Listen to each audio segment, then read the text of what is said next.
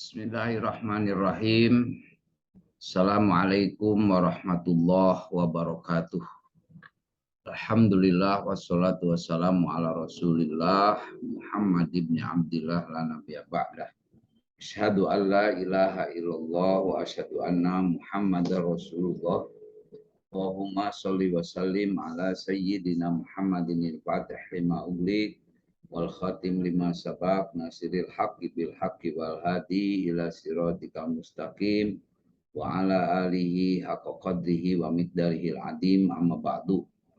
Alhamdulillah para mahasiswa sekalian, kita saat ini membahas pertemuan ketiga yaitu hubungan akidah, syariah dan akhlak. Akidah, syariah dan akhlak ini mempunyai hubungan yang sangat erat, bahkan merupakan satu kesatuan yang tidak dapat dipisahkan. Meskipun demikian, tentunya ketiganya ini dapat dibedakan satu sama lain. Akidah itu sebagai konsep atau sistem keyakinan yang memuat elemen-elemen dasar iman. Hal yang wajib diyakini kebenarannya dan dijadikan pedoman serta sumber utama dalam kehidupan beragama. Syariah itu sebagai konsep atau sistem hukum yang berisi peraturan yang menggambarkan fungsi agama. Sedangkan akhlak sebagai sistem nilai etika menggambarkan arah dan tujuan yang hendak dicapai oleh agama. Oleh karena itu, ketiga dasar tersebut harus terintegrasi dalam diri seorang muslim. Integrasi ketiga komponen tersebut dalam ajaran Islam itu ibarat pohon, ibarat sebatang pohon. Akarnya yang tertancap kuat itu adalah akidah. Sementara batangnya, dahan dan daunnya adalah syariah. Sedang buahnya adalah akhlak. Bagaimana hubungan akidah dengan syariah? Syekh Muhammad Saltut menjelaskan tentang kedudukan akidah dan syariah, bahwa akidah itu di dalam posisinya menurut Islam adalah dasar atau pokok yang kemudian di atasnya dibangun syariah. Sedangkan syariah itu sendiri adalah hasil yang dilahirkan oleh akidah tersebut. Nah, dengan demikian tidaklah akan terdapat syariah di dalam Islam melainkan karena adanya akidah. Sebagaimana syariah tidak akan berkembang melainkan di bawah naungan akidah. Nah, di sini jelas bahwa syariah tanpa akidah itu laksana gedung tanpa pondasi. Nah, jika syariah disebut sendiri, maka yang dimaksudkan adalah makna umum, yaitu agama Islam secara keseluruhan. Nah, sebaliknya, jika syariah disebut bersama akidah, maka yang dimaksudkan adalah makna khusus, yaitu hukum-hukum, perintah-perintah, dan larangan-larangan dalam masalah agama yang bukan akidah atau keyakinan. Kalau seorang telah mengakui percaya kepada Allah dan kepada hari kemudian, dan telah mengakui pula percaya kepada rasul-rasul utusan Tuhan, pastinya dia akan senantiasa berusaha di dalam hidup menempuh jalan lurus. Tak ubahnya dengan orang yang mengakui dirinya gagah berani, maka dia ingin membuktikan keberaniannya ke medan perang. Seseorang yang mengakui dirinya dermawan berusaha mencari kesempatan untuk menafkahkan harta bendanya kepada orang yang patut dibantu. Nah, seorang yang mengakui dirinya jujur senantiasa menjaga supaya perkataannya tidak mengandung kebohongan. Nah, dengan demikian, maka akidah dan syariah ini merupakan kesatuan yang tidak dapat dipisahkan. Sebagaimana telah diketahui bahwa iman itu meliputi keyakinan dan amalan. Keyakinan inilah yang disebut dengan akidah.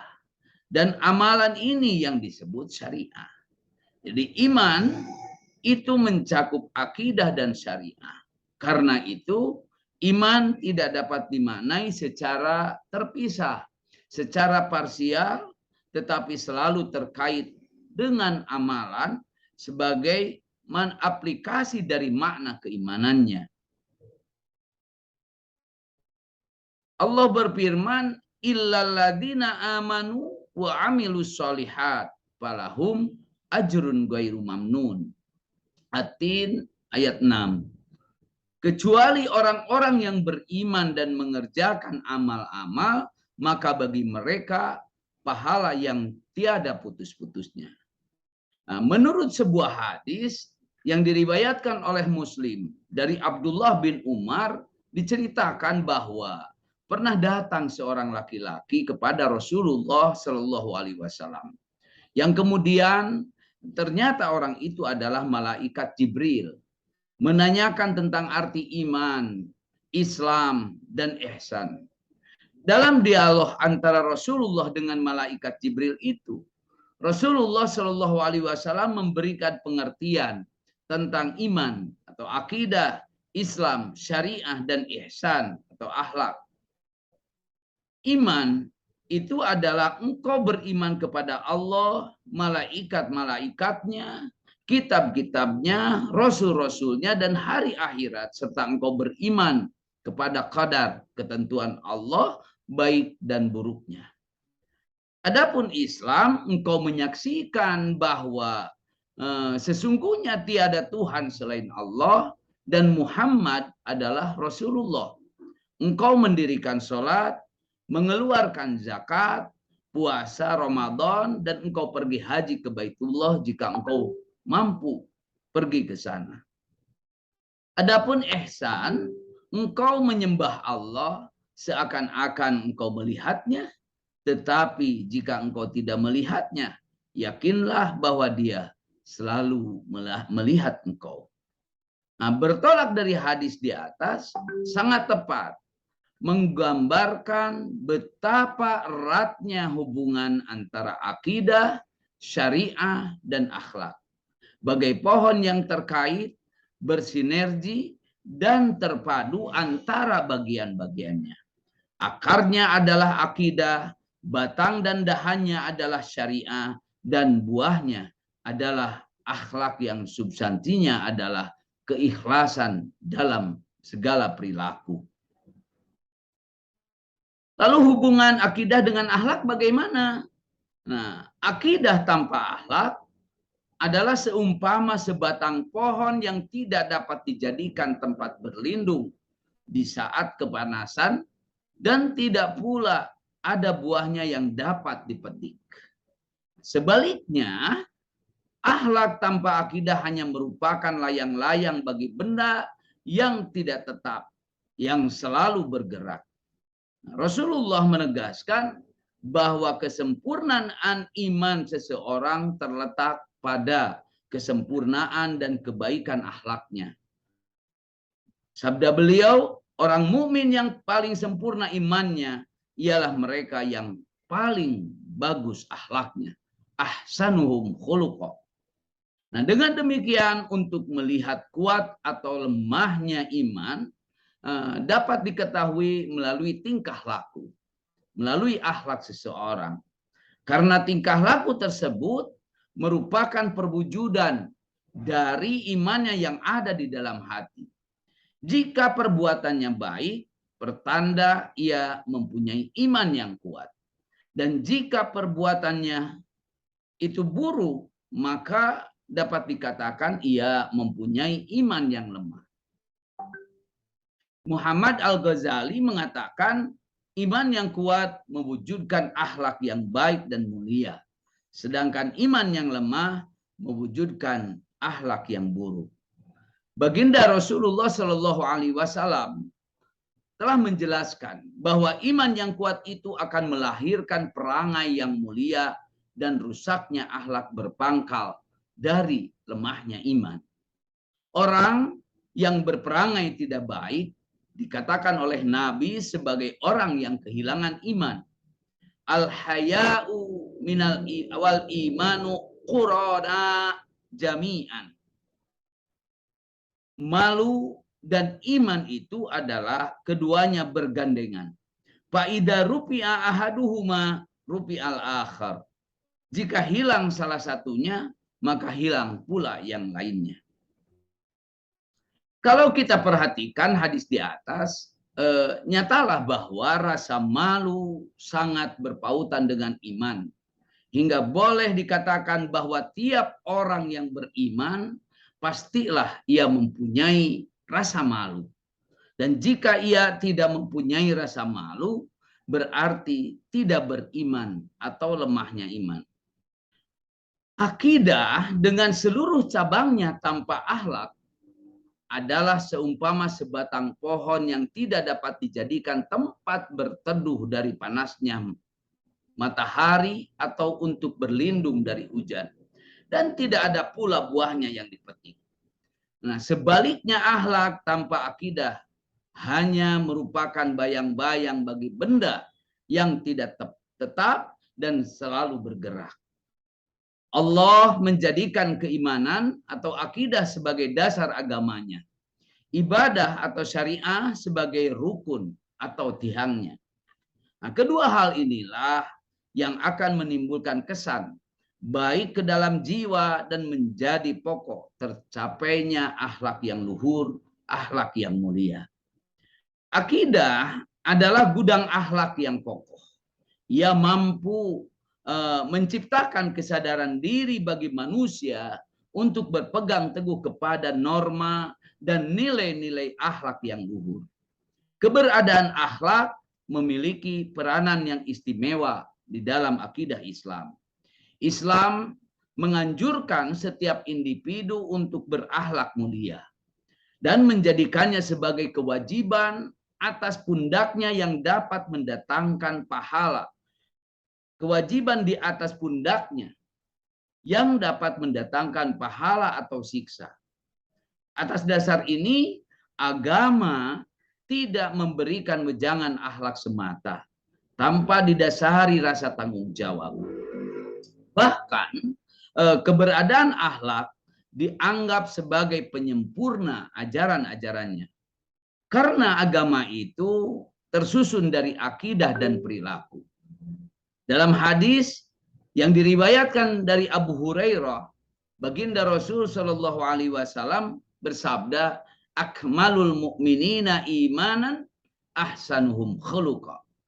Orang-orang mukmin yang sempurna imannya adalah yang terbaik budi pekertinya.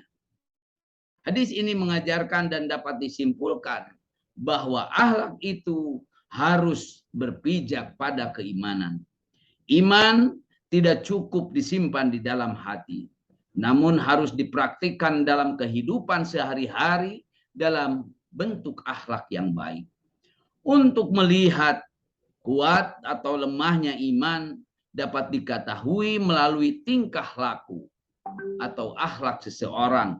Karena tingkah laku tersebut merupakan perwujudan dari imannya yang ada di dalam hati. Jika perbuatannya baik, pertanda ia mempunyai iman yang kuat. Dan jika perbuatannya buruk, maka dapat dikatakan ia mempunyai iman yang lemah. Dengan demikian, jelaslah bahwa akhlak yang baik merupakan mata rantai dari keimanan seseorang. Sebaliknya, akhlak yang dipandang buruk adalah perilaku-perilaku yang menyalahi prinsip-prinsip keimanan. Walaupun secara kasat mata perilaku itu kelihatannya baik, namun jika titik tolaknya bukan karena iman, hal tersebut tidak mendapatkan penilaian di sisi Allah. Perbuatan itu diibaratkan seperti fata morgana di gurun pasir. Para mahasiswa sekalian, bagaimana sekarang hubungan syariah dengan akhlak? Nah, sebagai bentuk perwujudan iman, akhlak mesti berada dalam bingkai aturan syariah. Karena seperti dijelaskan di atas bahwa akhlak adalah bentuk ibadah dalam rangka mendekatkan diri kepada Allah. Sedangkan proses ibadah itu harus dilakukan sesuai dengan aturan mekanisme yang ditetapkan syariah agar bernilai sebagai amal soleh. Syariah merupakan aturan mekanisme dalam amal ibadah seseorang mukmin atau muslim dalam rangka mendekatkan diri kepada Allah. Melalui perantara syariah akan menghubungkan proses ibadah kita kepada Allah. Suatu amal di luar aturan mekanisme ibadah tidak bernilai sebagai amal soleh. Akhlak menjadi sia-sia jika tidak berada di dalam kerangka aturan syariah. Jadi syariah adalah syarat yang akan menentukan bernilai dan tidaknya suatu amal ibadah. Syariah menjadi standar ukuran yang menentukan apakah suatu amal perbuatan itu benar atau salah. Ketentuan syariah merupakan aturan dan rambu-rambu yang berfungsi membatasi, mengatur, dan menetapkan mana perbuatan yang mesti dijalankan, yang mesti ditinggalkan, dan yang mesti ditinggalkan. Nah, ketentuan hukum pada syariah pada dasarnya berisi ketentuan, berisi tentang keharusan, larangan, dan kewenangan untuk memilih. Nah, ketentuan itu meliputi wajib, sunnah, mubah, makruh, dan haram. Syariah memberi batasan-batasan terhadap akhlak, sehingga praktik akhlak tersebut berada di dalam kerangka aturan yang benar tentang benar dan salahnya suatu amal perbuatan.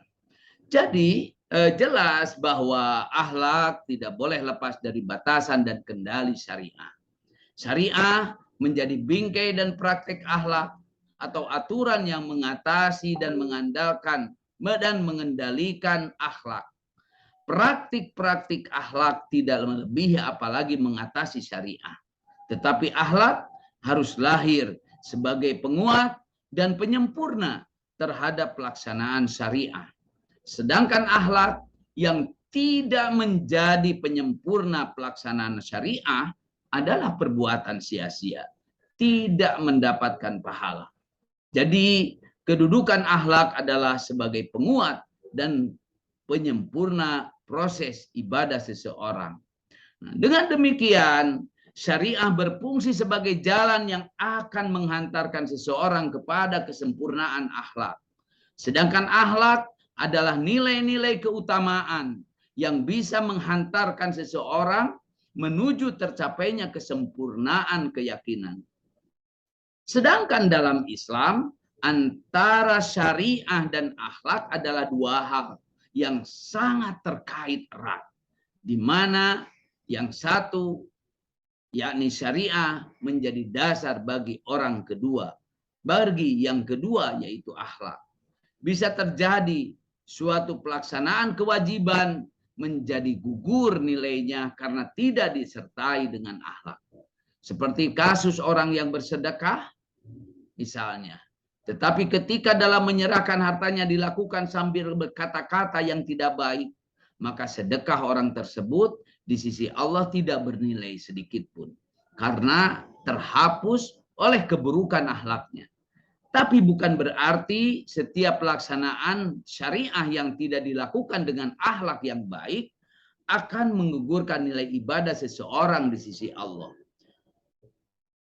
Dalam kasus orang sholat tidak tepat waktu, tidak menjadi gugur nilai sholatnya, tetapi hanya mengurangi keutamaannya saja.